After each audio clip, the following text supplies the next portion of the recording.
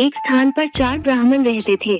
चारों विद्याभ्यास के लिए कान्यक उपज गए। निरंतर 12 वर्ष तक विद्या पढ़ने के बाद वे संपूर्ण शास्त्रों के पारंगत विद्वान हो गए, किंतु व्यवहार बुद्धि से चारों खाली थे। विद्याभ्यास के बाद चारों स्वदेश के लिए लौट पड़े। कुछ देर चलने के बाद रास्ता दो ओर फटता था। किस मार्ग से जाना चाहिए, इसका कोई भी निश्चय न करने पर वे वहीं बैठ गए। मूर्खता की शुरुआत इसी समय वहां से एक मृत वैश्य बालक की अर्थी निकली। अर्थी के साथ बहुत से महाजन भी थे। महाजन नाम से उनमें से एक को कुछ याद आ गया।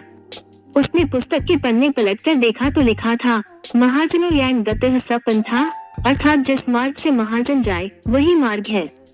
पुस्तक में लिखे को ब्रह्म वाक्य मानने वाले चारों पंडित महाजनों के पीछे पीछे शमशान की ओर चल पड़े। गधे को देखना थोड़ी दूर पर शमशान में उन्होंने एक गधे को खड़ा हुआ देखा। गधे को देखते ही उन्हें शास्त्र की यह बात याद आ गई, राजद्वारे शमशाने च यस्तिष्ठति स बांधव, अर्थात राजद्वार और शमशान में जो खड़ा हो वो भाई होता है। फिर क्या था, चारों ने उस शमशान में खड़े गधे को भाई बना लिया। कोई उसके गले से लिपट गया तो कोई उसके पैर धोने लगा। ऊंट का प्रथम दर्शन। इतने में एक ऊंट उधर से गुजरा। उसे देखकर सब विचार में पड़ गए कि यह कौन है। 12 वर्ष तक विद्यालय की चारदीवारी में रहते हुए उन्हें पुस्तकों के अतिरिक्त संसार की किसी वस्तु का ज्ञान नहीं था।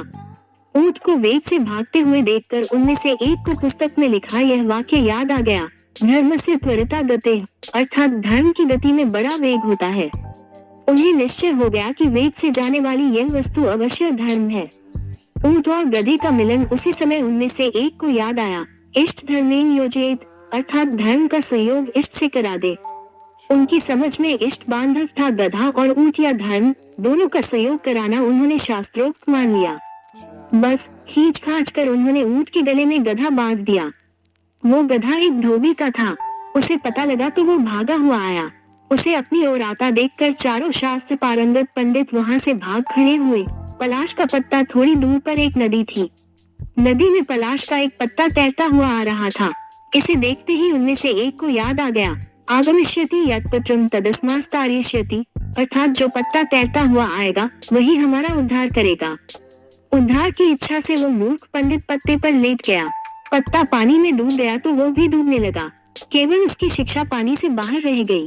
दूसरे पंडित की मूर्खता इसी तरह बहते बहते जब वो दूसरे मूर्ख पंडित के पास पहुंचा तो उसे एक और शास्त्रोक्त वाक्य याद आ गया, सर्वनाशे समुत्पन्ने अर्धम त्यजति पंडितः, अर्थात संपूर्ण का नाश होते देखकर आधे को बचा ले और आधे का त्याग कर दे।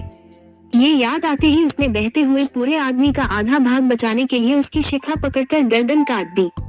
उसके हाथ में केवल सिर का हिस्सा आ गया। देह पानी में बह गई। बचे 3। उन 4 के अब 3 रह गए। गांव पहुंचने पर तीनों को अलग अलग घरों में ठहराया गया। वहां उन्हें जब भोजन दिया गया तो एक ने सेमियों को ये कहकर छोड़ दिया, दीर्घ सूत्री विनश्यति, अर्थात दीर्घ तंतु वाली वस्तु नष्ट हो जाती है। दूसरे को रोटियां दी गई तो उसे याद आ गया, अति विस्तार वितीर्ण तद्भवान चिरायुषम, अर्थात बहुत फैली हुई वस्तु आयु को घटाती है। तीसरे को छिद्र वाली वटिका दी गई तो उसे याद आ गया, छिद्रेषु अनर्था बहुली भवन्ति, अर्थात छिद्र वाली वस्तु में बहुत अनर्थ होते हैं। परिणाम ये हुआ कि तीनों की जगह हंसाई हुई और तीनों भूखे भी रहे।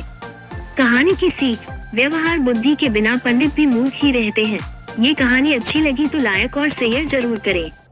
जय श्री राम जरूर लिखिए।